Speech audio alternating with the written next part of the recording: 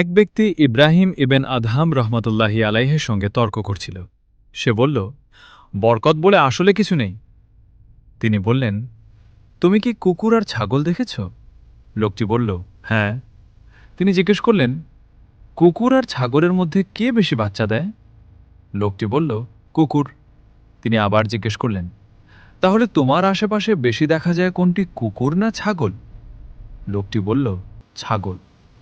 তখন তিনি বললেন, ছাগল তো নিয়মিত জবাই করা হয়, তবুও তাদের সংখ্যা কমে না। আর কুকুর, তাদের তো জবাইও করা হয় না, তবুও তুলনামূলক কম দেখা যায়। এটাই তো বরকত। লোকটি তখন জিজ্ঞেস করল, এমন কেন হয়?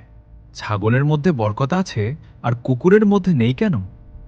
তিনি বললেন, ছাগল রাত হলে দ্রুত ঘুমিয়ে পড়ে এবং ফজরের আগে জেগে যায়, আর এ সময়ই আল্লাহর রহমত নাজিল হয়, তাই তাদের মধ্যে বরকত হয়। আর কুকুর সারা রাত জেগে থাকে আর ফজরের সময়ের কাছাকাছি এসে ঘুমিয়ে পড়ে, ফলে তারা সেই রহমত ও বরকত থেকে বঞ্চিত হয়। বোঝা গেল, যারা রাত জেগে থাকে এবং ফজরের সময় ঘুমায়, তারা জীবনের অনেক বরকত থেকে বঞ্চিত হয়। আর যারা ভোরে জেগে আল্লাহর ইবাদতে মন দেয়, তাদের জীবনেই নেমে আসে সত্যিকারের বরকত।